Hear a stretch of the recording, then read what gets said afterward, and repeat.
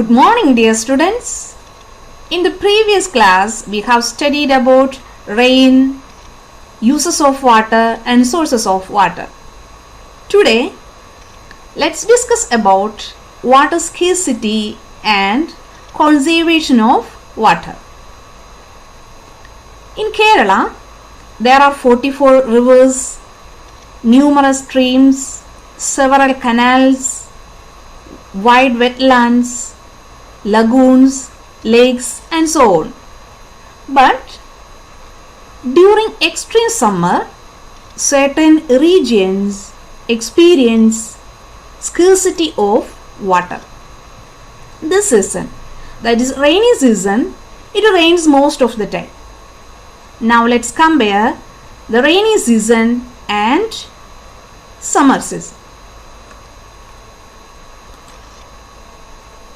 നമ്മുടെ ചുറ്റുപാടും മഴ നന്നായിട്ട് ലഭിക്കുന്നൊരു സമയമാണ് ഇത് അല്ലേ? പക്ഷേ കുറച്ച് നാൾ മുമ്പ് വരെ, അതായത് വേനൽക്കാലത്ത് കുടിവെള്ളത്തിന് പോലും വളരെയധികം കഷ്ടപ്പെട്ടിരുന്ന ഒരു സമയം നമുക്കുണ്ട്. നമുക്ക് മഴക്കാലവും വേനൽക്കാലവും തമ്മിലൊന്ന് താരതമ്യം ചെയ്തു നോക്കാം. ഓക്കെ, റെയിനി സീസൺ അതായത് നമ്മുടെ മഴക്കാലം, സമ്മർ സീസൺ എന്ന് പറഞ്ഞാൽ വേനൽക്കാലം. റെയിനി സീസണിൽ പ്ലാന്റ്സ് ഗ്രോ ഫാസ്റ്റർ, സസ്യങ്ങൾ വളരെ വേഗത്തിൽ വളരുന്നു. എന്നാൽ സമ്മർ സീസണിലോ പ്ലാന്റ്സ് ഡ്രൈ അപ്പ്, ചെടികൾ പലതും ഉണങ്ങിപ്പോകുന്നു. റെയിനി സീസണിൽ കോൾഡ് വെതറാണ്, തണുപ്പുള്ള കാലാവസ്ഥയാണ്. എന്നാൽ സമ്മർ സീസണിലോ വാം വെതർ, ചൂടുള്ള കാലാവസ്ഥയാണ്. റെയിനി സീസണിൽ വാട്ടർ ബോഡീസ് ഫില്ലപ്പ്, അതായത് കുളം, കിണർ, പുഴ, അതുപോലെയുള്ള വാട്ടർ സോഴ്സസ്, വാട്ടർ ബോഡീസ് നിറയുന്നു, ധാരാളം മഴ ലഭിക്കുന്നുണ്ട്. എന്നാൽ സമ്മർ സീസണിലോ വാട്ടർ ബോഡീസ് ഡ്രൈ അപ്പ്, ഉണങ്ങി, അതായത് ഉണക്കൊക്കെ ആയതുകൊണ്ട് വെള്ളമെല്ലാം വറ്റി പോകുന്നു. റെയിനി സീസണിൽ പ്ലെന്റി ഓഫ് വാട്ടർ, ധാരാളം വെള്ളം ലഭിക്കുന്ന അവസരമാണ്. എന്നാൽ സമ്മർ സീസൺ എന്ന് പറയുന്നത് സ്കേഴ്സിറ്റി ഓഫ് വാട്ടർ, ജലക്ഷാമം അനുഭവപ്പെടുന്ന ഒരു അവസരമാണ്. ഓക്കെ, ഇതാണ് റെയിനി സീസണും സമ്മർ സീസണും തമ്മിൽ കമ്പയർ ചെയ്യുമ്പോൾ നമുക്ക് കിട്ടുന്ന ഒരു conclusion. Okay, we have seen in newspaper reports and pictures of people suffering due to the scarcity of even drinking water. Do you ever have experienced the scarcity of water in your locality? Yes, some of you have, isn't it? What all problems do the people face when they experience the scarcity of water?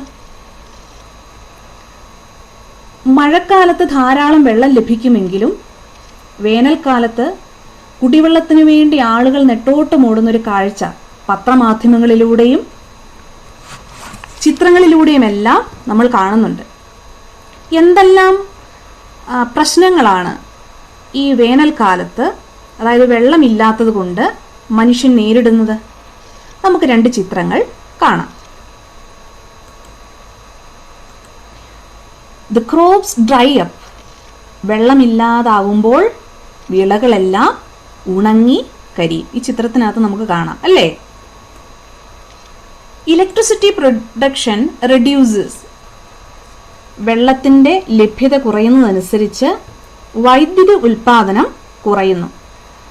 ചില അവസരങ്ങളിലൊക്കെ നമുക്ക് load shedding ഒക്കെ ഏർപ്പെടുത്തിയിട്ടുണ്ട് അല്ലേ? ഇനി മറ്റൊരു പ്രശ്നം നമ്മൾ അഭിമുഖീകരിക്കുന്നത് ട്രീസ് ആൻഡ് പ്ലാന്റ്സ് പെരിഷ്, മരങ്ങളും സസ്യങ്ങളും ചെടികളുമെല്ലാം നാമാവശേഷമായി ഇല്ലാതായി പോവും. കാരണം എല്ലാം ഉണങ്ങിക്കരിഞ്ഞ് നശിച്ചു പോവും. വാട്ടർ ബോഡീസ് ഡ്രൈ അപ്പ്, ഇവിടെ ചിത്രത്തിൽ കാണിച്ചിരിക്കുന്ന ഒരു കിണറാണ്. കിണറിനകത്ത് വെള്ളം തീരെയില്ല, വെള്ളം വറ്റിപ്പോയ അവസ്ഥയിലാണ്.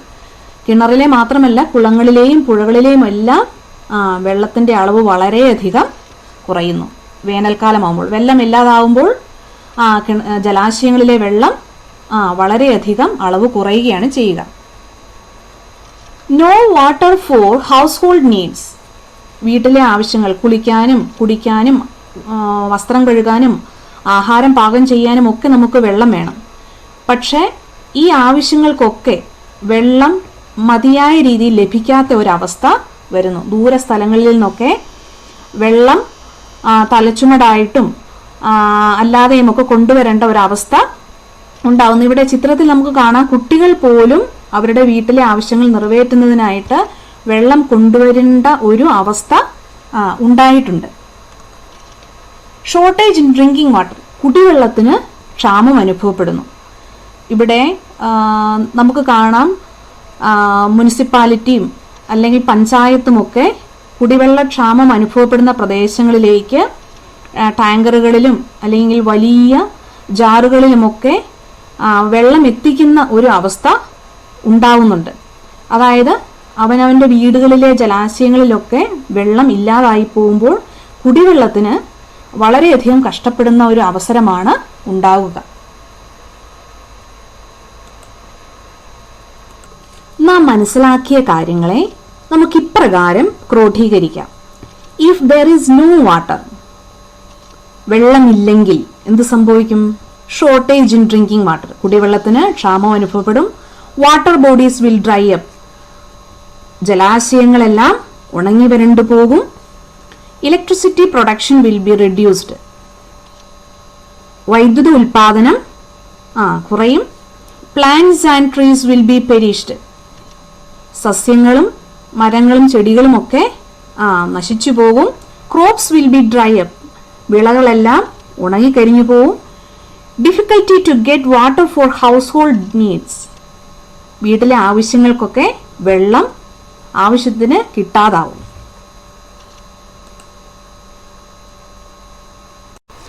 We have seen that water has many uses.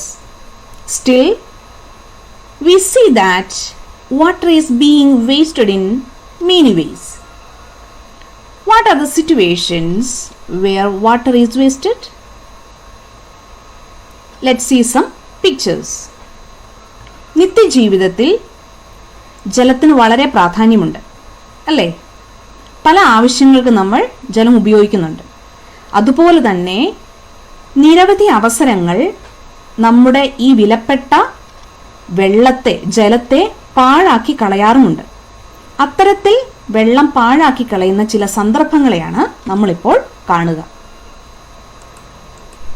Water leaking from broken pipe, കുടിവെള്ളത്തിൻ്റെ വിതരണത്തിനു വേണ്ടിയും മറ്റാവശ്യങ്ങൾക്ക് വേണ്ടിയും സ്ഥാപിക്കപ്പെട്ട പൈപ്പുകളിൽ നിന്നും പൈപ്പ് പൊട്ടി ജലം നഷ്ടപ്പെടുന്നു.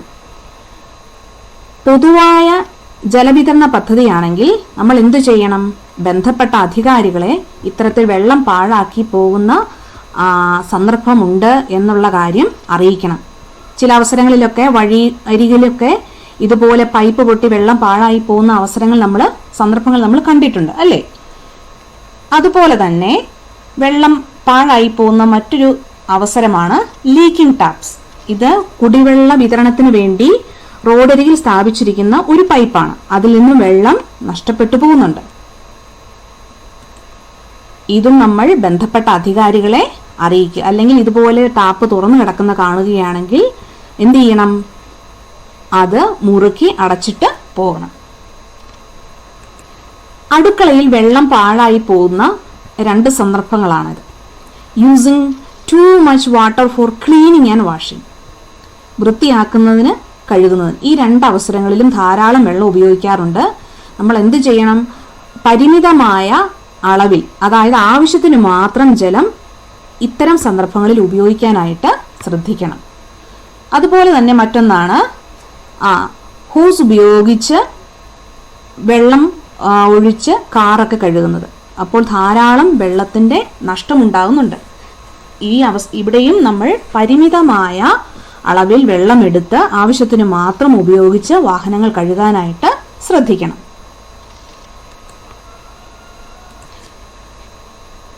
Leaving the shower in bathrooms unnecessarily open, ആവശ്യമില്ലാത്ത അവസരങ്ങളിലും ടാപ്പ് തുറന്ന് ഷവറിലൂടെ വെള്ളം നഷ്ടപ്പെടുത്തി കളയുക എന്ന് പറയുന്നത് ചില കുട്ടികളുടെയും മുതിർന്നവരുടെയൊക്കെ ഒരു രീതിയാണ്. നമ്മൾ ആവശ്യ നേരത്ത് മാത്രം ഷവർ ഓപ്പൺ ആക്കി വെള്ളം ഉപയോഗിക്കാനായിട്ട് ശ്രദ്ധിക്കണം. കുട്ടികൾ പല്ല് തേക്കാനായിട്ട് ബ്രഷ് എടുക്കുന്ന സമയം മുതൽ ബ്രഷിങ് തീരുന്ന സമയം വരെയും ടാപ്പ് ഓൺ ചെയ്യുന്ന ഒരു രീതിയുണ്ട്. Keeping the tap open when brush the teeth. ഇതും വെള്ളം പാഴായി പോകുന്ന ഒരു സന്ദർഭമാണ്. ആവശ്യ നേരത്ത് മാത്രം ടാപ്പ് ഓൺ ചെയ്ത് വെള്ളം ഉപയോഗിക്കാനായിട്ട് ശ്രദ്ധിക്കുക. Tanks overflowing. മോട്ടോർ ഓൺ ചെയ്ത് ടാങ്ക് നിറഞ്ഞു, അത് പുറത്തേക്ക് കുറേ വെള്ളം പോയതിന് ശേഷമാണ് ചില വീടുകളിലൊക്കെ ആ മോട്ടോർ ഓഫ് ചെയ്യുക. അപ്പോൾ ധാരാളം വെള്ളം നഷ്ടപ്പെട്ടിട്ടുണ്ടാവും. ഇത്തരം സന്ദർഭം നാം ഒഴിവാക്കേണ്ടതാണ്. ഇവിടെ ചെടികൾ നട്ടു നനച്ചു വളർത്താനായിട്ട് ധാരാളം വെള്ളം ഉപയോഗിക്കുന്നു. ചെടികളുടെ ആവശ്യത്തിന് മാത്രം പൂവാലി ഉപയോഗിച്ചൊക്കെ മാത്രം, അതായത് ആവശ്യത്തിന് മാത്രം വെള്ളം ചെടികൾക്ക് നൽകാനായിട്ട് ശ്രദ്ധിക്കണം. നമ്മുടെ നിത്യജീവിതത്തിൽ വെള്ളം പാഴായി പോകുന്ന ചില സന്ദർഭങ്ങൾ സൂചിപ്പിക്കുന്ന ചിത്രങ്ങളാണ് നമ്മൾ കണ്ടത്. കുട്ടികളായ നിങ്ങൾക്ക് വെള്ളം പാഴായി പോകുന്നത് തടയാനായിട്ട് എന്ത് ചെയ്യാൻ പറ്റും നോക്കാം. Turn off tap while brushing teeth. പല്ല് തേക്കുന്ന അവസരത്തിൽ ടാപ്പ് ഓഫ് ചെയ്യുക. Take a shorter bath. ഒരുപാട് നേരമെടുത്ത് വെള്ളം തുറന്നു വെച്ച് വെള്ളം നഷ്ടപ്പെടുത്തി കളഞ്ഞ് കുളിക്കാതെ ആവശ്യത്തിന് സമയമെടുത്ത് നല്ല രീതിയിൽ കുളിക്കുക. Turn off tap while applying soap. Soap തേക്കുന്ന സമയത്ത് ടാപ്പ് ഓഫ് ചെയ്യുക. Turn off tap after each use. പല ആവശ്യങ്ങൾക്ക് നമ്മൾ ടാപ്പ് ഓൺ ചെയ്യാറുണ്ട്. ആ ഓൺ ചെയ്യുന്നത് ആവശ്യത്തിന് മാത്രം ഓൺ ചെയ്ത് ആവശ്യം കഴിയുമ്പോൾ അത് ഓഫ് ചെയ്യാനും നമ്മൾ ശ്രദ്ധിക്കണം. People in towns and cities have no place to dig wells. In cities, pure water is carried through pipelines. They have to pay for this on the basis of the quantity of water they used. സിറ്റികളിലും ടൗണുകളിലുമൊക്കെ ആളുകൾക്ക് എല്ലാ വീടുകളിലുമൊന്നും കിണർ കുഴിക്കാനുള്ള സ്ഥലം ഇല്ല. കുടിവെള്ളത്തിനായിട്ട് അവർ കൂടുതലും ആശ്രയിക്കുക pipe line വഴിയുള്ള ജലമാണ്. ഈ സമയത്ത് വെള്ളത്തെ നമ്മാലാവും വിധം സംരക്ഷിക്കേണ്ട ഒരു ആവശ്യകത നിങ്ങൾക്കും ബോധ്യമായിട്ടുണ്ടാവും. നമുക്ക് ചുറ്റുപാടും കാണുന്ന പല സന്ദർഭങ്ങളും വെള്ളം പാഴാക്കി കളയുന്ന അവസരങ്ങളും വെള്ളത്തെ മലിനമാക്കുന്ന അവസരങ്ങളും നമ്മുടെ പ്രകൃതിയുടെ വരദാനമായ ജലത്തെ ഇല്ലാതാക്കിക്കൊണ്ടിരിക്കുകയാണ്. നമ്മൾ അതിനുവേണ്ടി ജലത്തിൻ്റെ പ്രാധാന്യത്തെ ബോധ്യപ്പെടുത്തുന്നതിന് വേണ്ടി പ്രത്യേകമായി ഒരു ദിനമൊക്കെ ആചരിക്കാറുണ്ട്. നിങ്ങൾക്കറിയാമോ? March 22. Conservation by controlling the use of water and preventing water pollution. എപ്രകാരം നമ്മൾ വെള്ളത്തെ സംരക്ഷിക്കണം? Use of water, controlling the use of water. വെള്ളത്തിൻ്റെ ഉപയോഗം നിയന്ത്രിക്കണം. പിന്നെയോ വെള്ളത്തിൻ്റെ മലിനീകരണം നാം തടയണം. March 22 22 March world water day. ലോക ജലദിനമാണ് മാർച്ച് 22. ജലത്തിൻ്റെ പ്രാധാന്യത്തെക്കുറിച്ച് മനുഷ്യരെ ബോധവൽക്കരിക്കുന്നതിന് വേണ്ടിയാണ് ഈ ദിനം പ്രത്യേകമായി ആചരിക്കുന്നത്. What all activities are possible to spread the message water conservation? ജലസംരക്ഷണം എന്ന ആശയം മറ്റുള്ളവരിലേക്ക് എത്തിക്കുന്നതിന് വേണ്ടി എന്തെല്ലാം മാർഗങ്ങൾ നമുക്ക് സ്വീകരിക്കാം? പോസ്റ്റർ തയ്യാറാക്കാം, പ്ലക്കാർഡ് തയ്യാറാക്കാം. അങ്ങനെ നിങ്ങൾ ചെയ്യുന്ന പല കാര്യങ്ങളുണ്ട്. എന്തെല്ലാമെന്ന് നമുക്കൊന്ന് നോക്കാം. Posters, placards, cartoons, bulletin board, വാർത്താ ബോർഡുകൾ, അവയർനെസ് റാലി, ബോധവൽക്കരണ റാലികൾ, അവയർനെസ് ക്ലാസ്, ബോധവൽക്കരണ ക്ലാസുകൾ, സ്പീച്ച്, പ്രസംഗങ്ങൾ, പാംപ്ലെറ്റ്സ്, ലഘുലേഖകൾ വിതരണം ചെയ്യുന്നു. ഇത്തരം മാർഗങ്ങളിലൂടെ ജനങ്ങളിലേക്ക് ജലത്തിൻ്റെ പ്രാധാന്യത്തെ നമുക്ക് എത്തിക്കാം. ജലം എപ്രകാരം സംരക്ഷിക്കപ്പെടണം എന്നുള്ള ബോധ്യം അവരിൽ ഉണർത്താനായിട്ട് ശ്രമിക്കുകയും ചെയ്യാം. Here is an activity for you. My right and wrong. എൻ്റെ ശരിയും തെറ്റും. നമ്മുടെ പാഠപുസ്തകത്തിലെ 40-ാമത്തെ പേജിലെ ആക്ടിവിറ്റിയാണ്. പൂർത്തിയാക്കാൻ ശ്രദ്ധിക്കണം. Okay, see you in the next class. Have a nice day.